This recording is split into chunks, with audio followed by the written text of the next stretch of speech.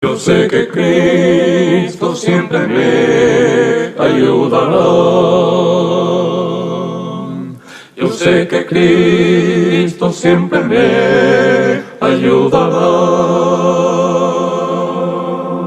Si consagro todo a Él y si soy su siervo fiel, yo sé que Cristo siempre me ayudará. Me manda Él llevar al mundo la verdad. Me manda Él llevar al mundo la verdad. Si consagro todo a Él y si soy su siervo fiel, me manda Él llevar al mundo la verdad. Yo sé que quiere a los perdidos rescatar. Yo sé que quiere a los perdidos rescatar. Si consagro todo a Él y si soy su siervo fiel, yo sé que quiere a los perdidos rescatar. Que alegre oír su dulce voz decir entrar. Que alegre oír su dulce voz decir entrar. Si consagro todo a Él y si soy su siervo fiel, que alegre oír su dulce voz decir entrar.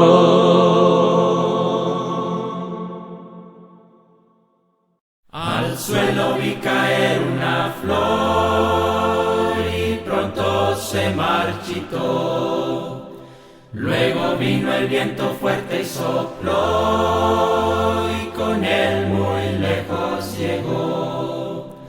Así eres tú, así soy yo, como quimera los días son. Pero si quieres la vida eterna, recibe a Cristo en tu corazón. No es posible que tú digas así, del mundo voy a gozar, pues el tiempo que vivimos aquí es tan corto como una flor. La flor se cae, la hierba muere, el viento sopla y con él se va. Mas la palabra de Dios es fiel, guárdala siempre y vivirás. Así eres tú, así soy yo, como quimera los días son. Pero si quieres la vida eterna, recibe a Cristo en tu corazón. Para esta noche tiene este título, 4 clases de oyente, basado en Lucas capítulo 8, del versículo 4 al 15. Fíjese que tenemos este relato de la parábola del sembrador. El Señor expone, el Señor Jesús enseñando, va a darnos esta importante lección con respecto a la necesidad de oír con cuidado, oír con atención. Aquí en el capítulo 8, en el versículo 4, dice: juntándose una gran multitud, vinieron cada ciudad, venían a él, y dijo esta parábola: el sembrador salió a sembrar su semilla, y mientras sembraba, una parte cayó junto al camino, y fue hollada, y las aves del cielo la comieron. Otra cayó sobre la piedra y nacida se secó porque no tenía humedad. Otra cayó entre espinos y los espinos que nacieron juntamente con ella la ahogaron. Y otra parte cayó en buena tierra y nació y llevó fruto a 100 por 1. Hablando estas cosas decía a gran voz: el que tiene oídos para oír, oiga. Sus discípulos le preguntaron diciendo: ¿qué significa esta parábola? Y él dijo: a vosotros os he dado conocer los misterios del reino de Dios, pero a los otros por parábola, para que viendo no vean y oyendo no entiendan. Esta es pues la parábola. La semilla es la palabra de Dios, y los de junto al camino son los que oyen. Y luego viene el diablo y quita de su corazón la palabra, para que no crean y se salven. Los de sobre la piedra son los que, habiendo oído, reciben la palabra con gozo, pero esto no tienen raíces. Creen por algún tiempo y en tiempos de prueba se apartan. La que cayó entre espinos, estos son los que oyen, pero yéndose son ahogados por los afanes y las riquezas y los placeres de esta vida, y no llevan fruto. Mas el que cayó en buena tierra, estos son los que de corazón bueno y recto retienen la palabra oída y dan frutos con perseverancia. Fíjese que la preocupación del Salvador era que las personas que oían su palabra la pudieran digerir, entender y poner en práctica. Por eso las advertencias aquí: el que tiene oídos para oír, oiga. También explica por qué razón enseña en parábolas, porque él puede explicar esta parábola a sus discípulos. La gente, los oyentes superficiales, no van a poner atención. Por eso dice que la parábola de la semilla dice: a vosotros os he dado conocer los misterios del reino de Dios, pero a los otros por parábola. Está explicando Jesús por qué razón él usaba las parábolas. Porque los oyentes superficiales no van a poner atención. Entonces dice, para que viendo no vean, oyendo no entiendan. Y explica él la parábola. Jesús puso gran énfasis en la necesidad de oír y de oír con cuidado. Fíjese que esta parábola describe estos 4 tipos de tierra o corazones en que la semilla, la palabra de Dios, es sembrada. Se llama comúnmente esta parábola la parábola del sembrador, pero el énfasis no está sobre el sembrador, sino sobre las varias clases de tierra o de oyentes que reciben la palabra. Jesús quería enfrentar a sus auditores, a los que oyen, y él pone esto como un espejo para que se vean ellos a sí mismos. El sembrador es el predicador, o predicador puede ser bueno o malo, elocuente o aburrido, pero de todas formas los resultados dependerán en gran manera de los oyentes. Y este es el énfasis de Jesús en esta enseñanza: el corazón que recibe la palabra. Jesús es el gran maestro por excelencia, pero no logró convertir a todo el mundo con el evangelio predicado. Por eso él ponía mucho énfasis en los oyentes, porque es importante, porque de esa manera nosotros vamos a manifestar qué somos. Los 4 clases de tierra son 4 clases de oyente. La parábola enseña responsabilidad de oír la palabra, porque por el oír viene la fe. Dice Romanos 10:17. Así que la fe es por el oír y el oír por la palabra de Dios. Jesús bien sabía que la semilla no puede germinar y producir en toda clase del corazón humano. Por eso la advertencia de Jesús en Lucas 8:8, el que tiene oído para oír, oiga. Dios quiere nuestra atención, nuestra dedicación, porque de eso dependerá la enseñanza. Nuevamente en el versículo 18 dice, mirad pues cómo oís. Es trascendente mi posición ante la palabra de Dios. Está siendo sembrada en mi corazón. Todo dependerá de la clase de tierra que yo soy. Las 4 clases de tierra son 4 clases de oyentes. La multitud le seguía a veces a Jesús, pero ¿con qué motivo?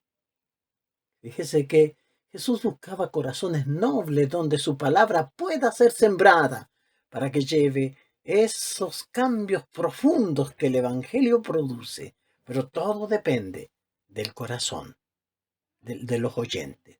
Entonces, multitudes seguían al maestro, pero ¿con qué motivo? Algunos lo seguían por curiosidad. ¿Recuerda el caso de Zaqueo, que se subió a ese árbol? Él estaba curioso, quería conocer quién era Jesús. Pero usted ya sabe la historia, cómo fue impresionado por el mismo Jesús cuando le dice, Zaqueo, desciende, porque es necesario que hoy pose en tu casa. Muchos seguían a Jesús por curiosidad. Otros buscaban a Jesús por los panes y los peces. Y el Evangelio de Juan los deja en descubierto. No seguían a Jesús por la enseñanza ni por la palabra, sino por los panes y los peces. Y algunos tenían motivos políticos y revolucionarios. Ellos querían hacerle rey querían un rey libertador del Imperio Romano y ellos veían en Jesús ese candidato para que los liberara del yugo romano. Pero otros eran sinceros y a ellos quiere alcanzar el Señor cuando nos enseña esta parábola. La semilla, fíjese que el mismo Jesús dice que la semilla que se siembra es la palabra. El sembrador es el que siembra la palabra. Fíjese, el que enseña, el que predica, en este caso, él era el sembrador. Y, como dice Jesús, esta pues es la parábola. La semilla es la palabra de Dios. Esta está buscando corazones donde pueda ser productiva.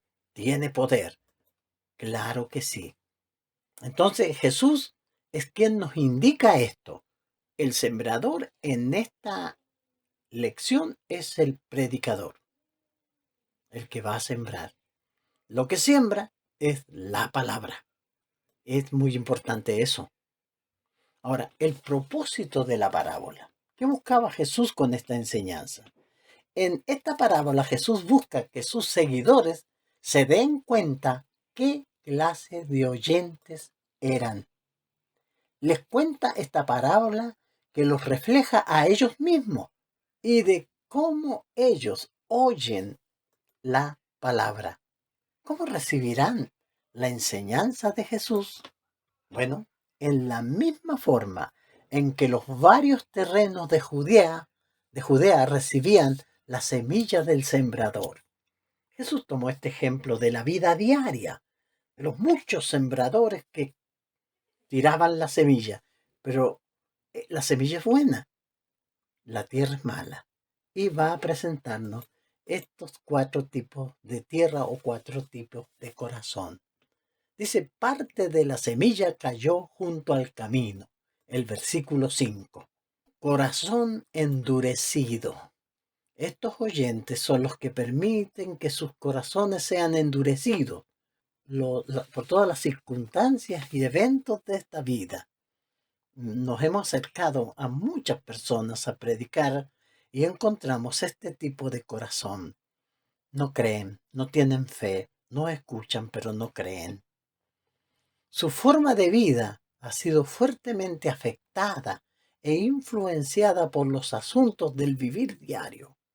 Entonces, dice la gente, yo no creo, yo no puedo aceptar esta palabra. Y cierran sus oídos y oyen, pero no quieren oír.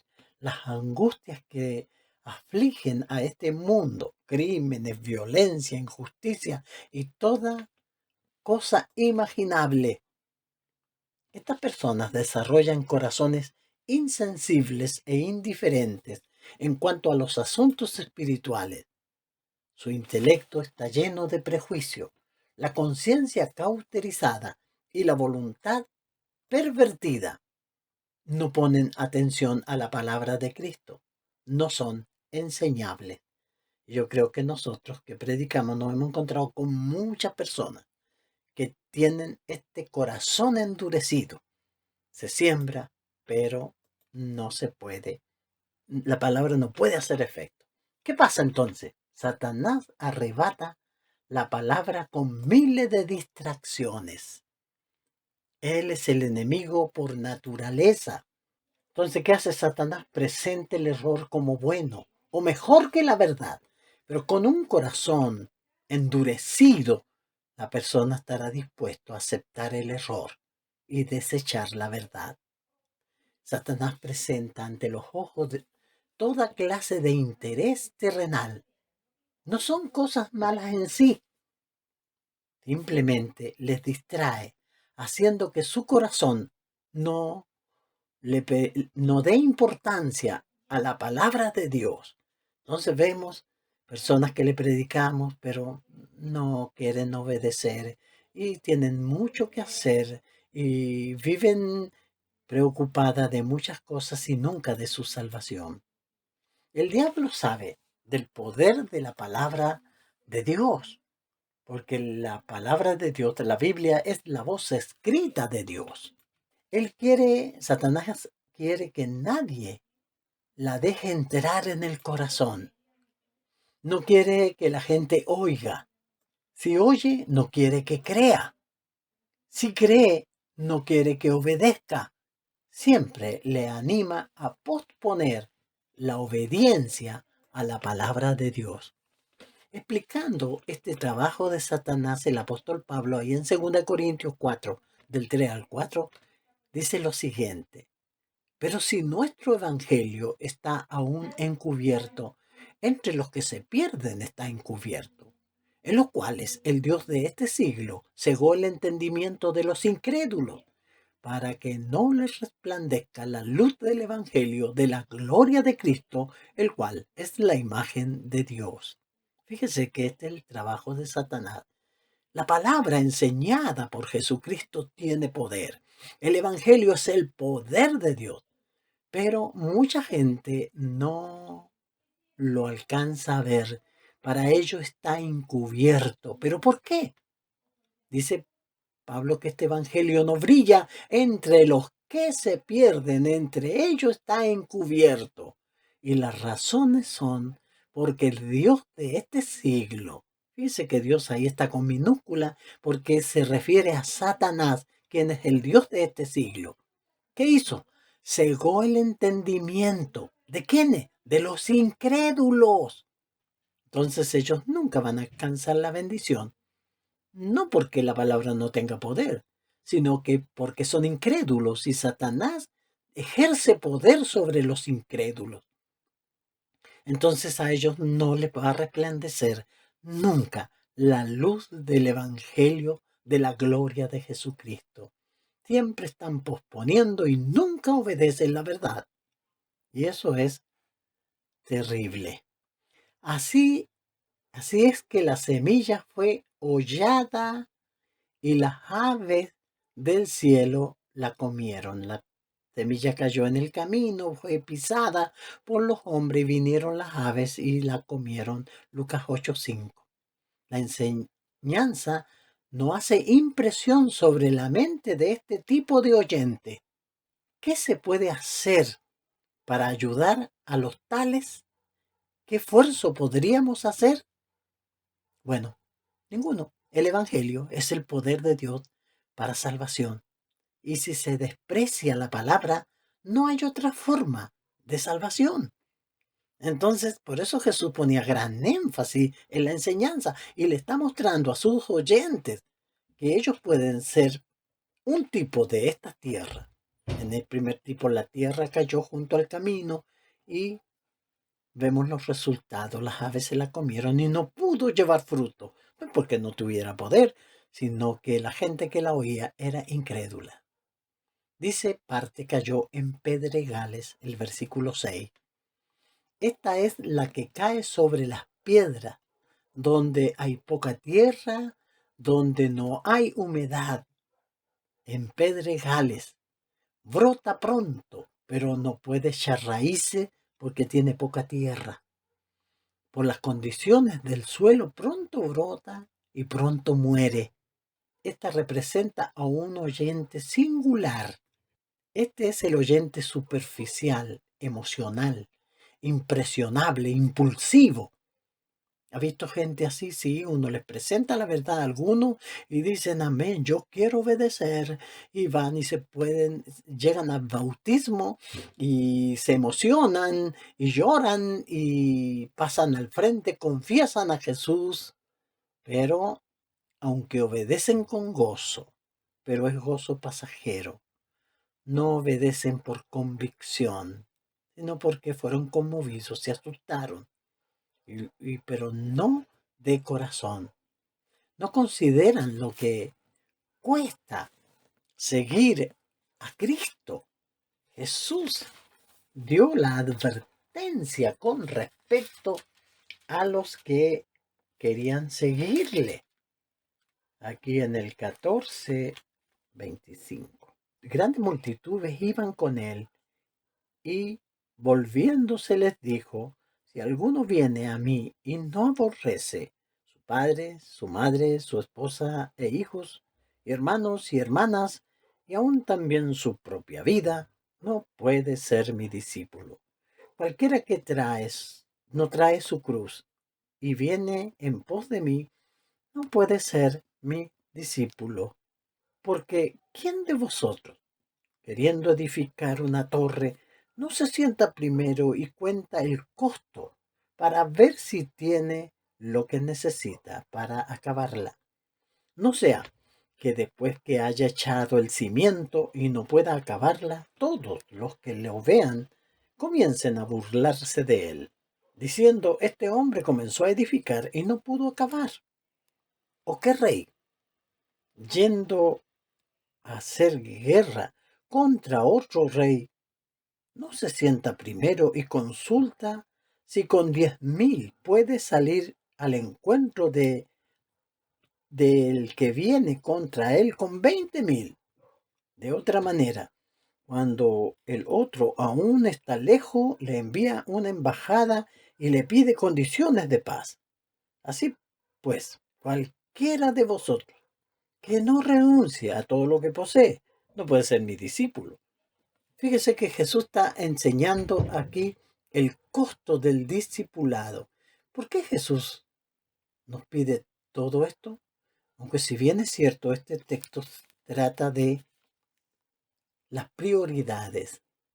Si bien es cierto, Él nos manda a respetar a nuestro padre y a nuestra madre, a honrarlos y a amarlos, a los hijos también. Tenemos mucha enseñanza de amar a nuestras esposas. Pero ¿qué está hablando aquí Jesús? De prioridades. Él dejó su trono de gloria para venir a rescatarnos. Nosotros tenemos que dejar todos los lazos que son importantes para ponerle a Él primero, para que Él sea nuestro mayor motivo de obediencia. Entonces, este tipo de tierra, este tipo de creyente, tipo de oyente, obedece, pero no se acerca a Dios en oración y con lectura bíblica. Siempre cojea, no asiste a las reuniones de la iglesia, no se fortifica, se bautizó, vino los primeros días y ya después no viene más.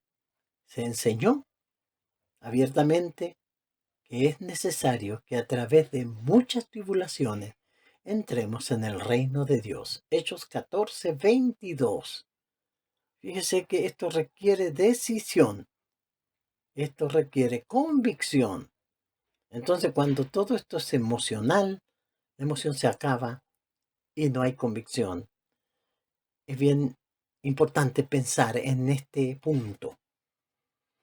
Parte cayó entre espinos. Los espinos absorben toda la humedad y fertilidad de la tierra para sí y excluyen de la planta la luz y el aire. Y está ahí esa semilla creciendo, pero en medio de esos grandes arbustos. Por eso el crecimiento es retardado e impedido. Jesús dice que el afán de este siglo, el afán es innecesario, porque nuestro Padre sabe de qué cosas nosotros tenemos necesidad. Entonces estamos sirviendo a un Dios que conoce todos los aspectos de nuestra vida y por eso nos aconseja para que nosotros le busquemos. Dios conoce todas nuestras necesidades. Jesús decía ahí en Mateo 6:24-34, ninguno puede servir a dos señores, porque aborrecerá al uno y amará al otro, o apreciará al uno y menospreciará al otro. No podéis servir a Dios y a la riqueza. Por tanto os digo, no os afanéis por vuestra vida, que habéis de comer o qué habéis de beber, ni por vuestro cuerpo que habéis de vestir. No es de la vida más que el alimento y el cuerpo más que el vestido. Mirad las aves del cielo, que no siembran, ni ciegan, ni recogen en graneros, y vuestro Padre Celestial las alimenta. ¿No sois vosotros mucho mejores que ellas? ¿Y quién de vosotros podrá, por mucho que se afane, añadir a su estatura un codo? Y por el vestido, ¿por qué os afanáis? Considerad los lirios del campo, cómo crecen. No trabajan ni hilan, pero os digo que ni aun Salomón, con toda su gloria, se vistió como uno de ellos. Y si la hierba del campo, que hoy es y mañana es echada al horno, Dios la viste así, ¿no hará mucho más por vosotros, hombres de poca fe? Por tanto, no os afanéis diciendo qué comeremos o qué beberemos o qué vestiremos, porque los gentiles buscan todas estas cosas. Mas vuestro Padre Celestial sabe que tenéis necesidades de todas estas cosas.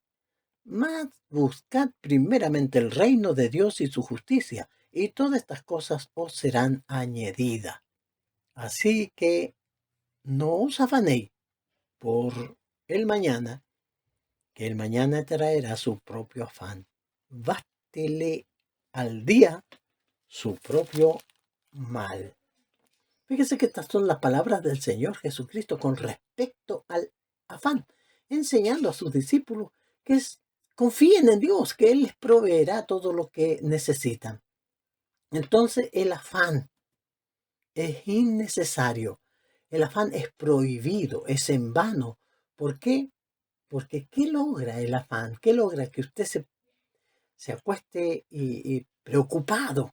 A veces los hermanos hablan y dicen, el niño tiene 2 años y ya están pensando en que tienen que juntar para su universidad. Viva su infancia el niño y ya piense en eso.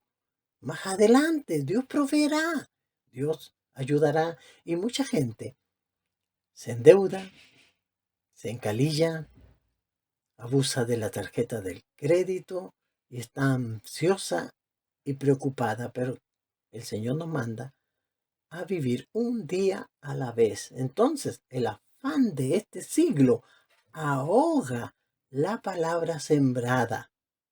El consejo que tenemos por nuestro Señor es con respecto a la oración.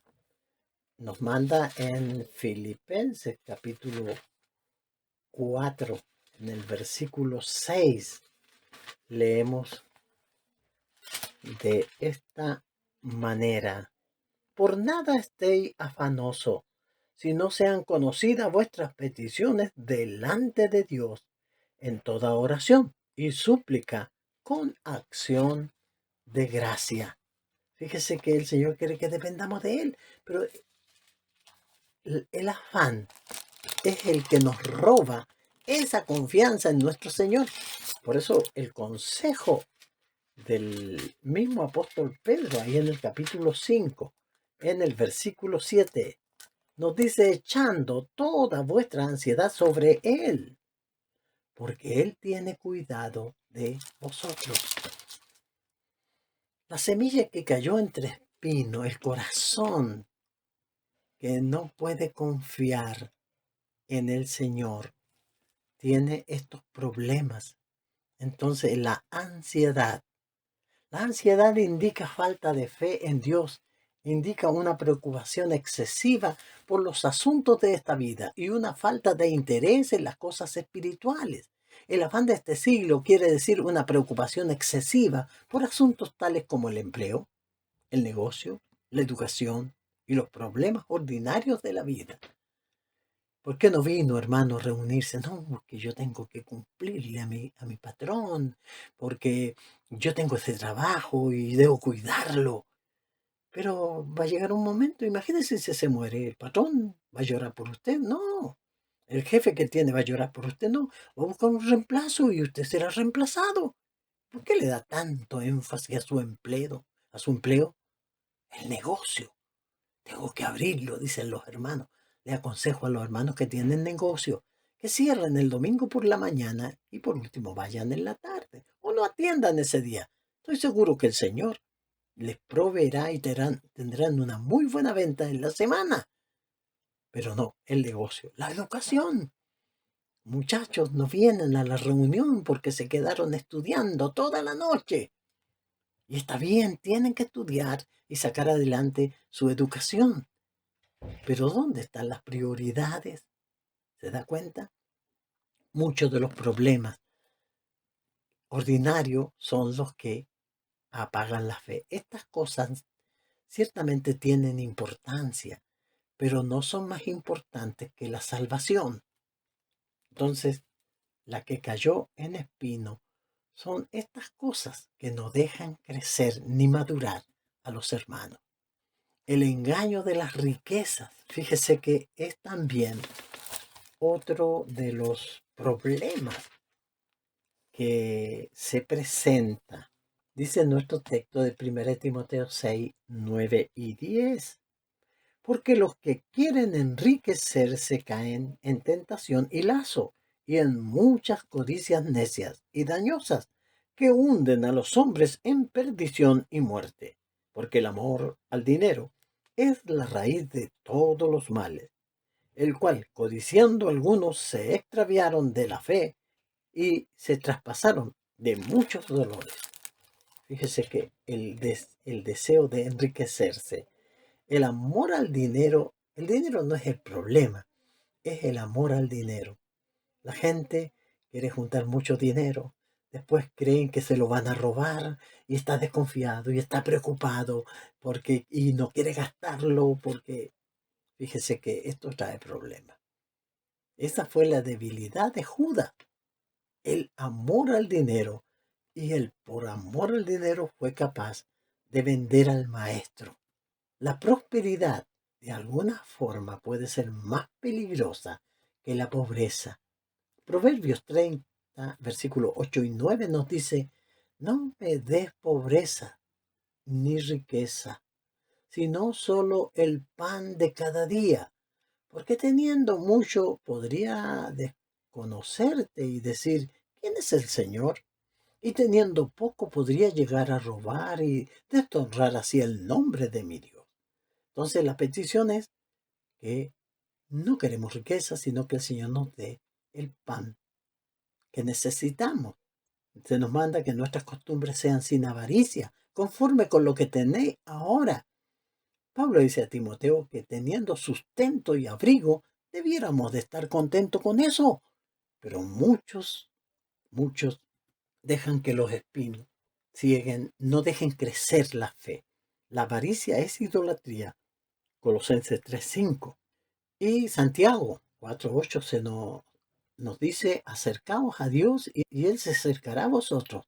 Pecadores, limpiad las manos, y vosotros, los de doble ánimo, purificad vuestros corazones. En fin, parte cayó en buena tierra, el versículo 8. Tierra fértil, tierra limpia. El corazón bueno oye la palabra, la entiende, la obedece y lleva muchos frutos. Dice 8:15 de Lucas, son los que con corazón bueno y recto retienen la palabra oída y dan fruto con perseverancia. El corazón bueno, que puede ser conmovido las grandes verdades del Evangelio y que celosamente las guarda, oye la palabra atentamente, la estudia, la entiende, la obedece. Y no importa quién la predique, ni con qué motivos la predique, ni quién más obedezca, ni cuántas dificultades vengan. Es un corazón dispuesto a recibir la palabra. Pablo decía a los hermanos en Tesalónica, él daba gracias a Dios que cuando ellos oyeron la palabra, no lo recibieron como palabra de hombre, sino como era en verdad, la palabra de Dios, que actúa en ellos. La palabra de Dios tiene poder. Concluyendo, la que cayó en buena tierra no es como la que cayó junto al camino, porque sí entiende la palabra oída, la buena tierra, el buen corazón. No es que tenga intelecto superior, sino atención superior. Por eso mirad bien cómo oís. No está oyendo palabra de hombre, sino que palabra de Dios. No es como la que cayó en la capa delgada de tierra sobre las piedras, porque sí echa raíces y no es vencida por las pruebas de la vida, la que cayó en buena tierra, a diferencia de la que cayó ahí entre las piedras. No es como la que cayó entre espinos, porque evita el afán y el engaño de las cosas materiales. Es la única que lleva fruto. Algunas semillas a 100 por uno, otras a 60 y otras a 30. Pero el buen corazón hará que la semilla, que es la palabra sembrada, dé frutos. Muchos quieren culpar al sembrador por el poco crecimiento de su fe. No les gusta el predicador. Pero Jesús dice que todo depende del corazón de los oyentes. Ahí está el asunto, en el tipo de tierra que somos. Entonces la pregunta es, ¿y nosotros? ¿Qué tipo de tierra somos? Usted, yo. ¿Qué efecto está teniendo la palabra de Dios en mí? ¿Me está transformando? ¿Me está haciendo desarrollar el carácter de Cristo? ¿O me he quedado ahí y las aves han comido la palabra, Satanás la ha sacado y yo no tengo crecimiento? La lección que aprendemos es que cada uno debe examinar cuidadosamente su corazón. 2 Corintios 13:5 nos dice, examínense para ver si están en la fe. Pruébense a sí mismos. ¿O no se dan cuenta de que Cristo Jesús está en ustedes? A menos que fracasen en la prueba. Mis hermanos, muchas gracias por su buena atención y que el Señor les bendiga por oír atentamente esta palabra. Gracias. Oh, cántánmelas otra vez, bellas palabras de vida. Hallo en ellas mi gozo y luz, bellas palabras de vida. Sí, de luz y vida, son sostén y guía, que qué bellas son, bellas palabras de vida. Qué bellas son, bellas palabras de vida. Jesucristo a todos da bellas palabras de vida. Hoy escúchalas, pecador, bellas palabras de vida. Bondadoso te salva y al cielo te llama. Qué bellas son, bellas palabras de vida. Qué bellas son, bellas palabras de vida. Grato el cántico sonará, bellas palabras de vida. Tus pecados perdonará, bellas palabras de vida. Si de luz y vida son sostén y guía. Qué bellas son, bellas palabras de vida. Qué bellas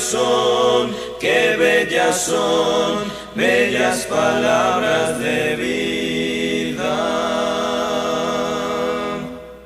Tras la montaña siempre hay un valle, y tras la noche un algo despertar. Tras la tormenta hay un arco iris, y tras la muerte hay vida en Jesús. No hay que llorar, en Cristo hay consuelo. Lo que hoy no sé, comprenderé después. Y tras la noche con su negro velo, está la luz de un bello amanecer. Tras el invierno siempre hay primavera, y tras la siembra la cosecha está. Tras la fatiga siempre hay reposo, y tras las penas Cristo da solas. No hay que llorar, en Cristo hay consuelo. Lo que hoy no sé, comprenderé después. Y tras la noche con su negro velo, está la luz de un bello amanecer.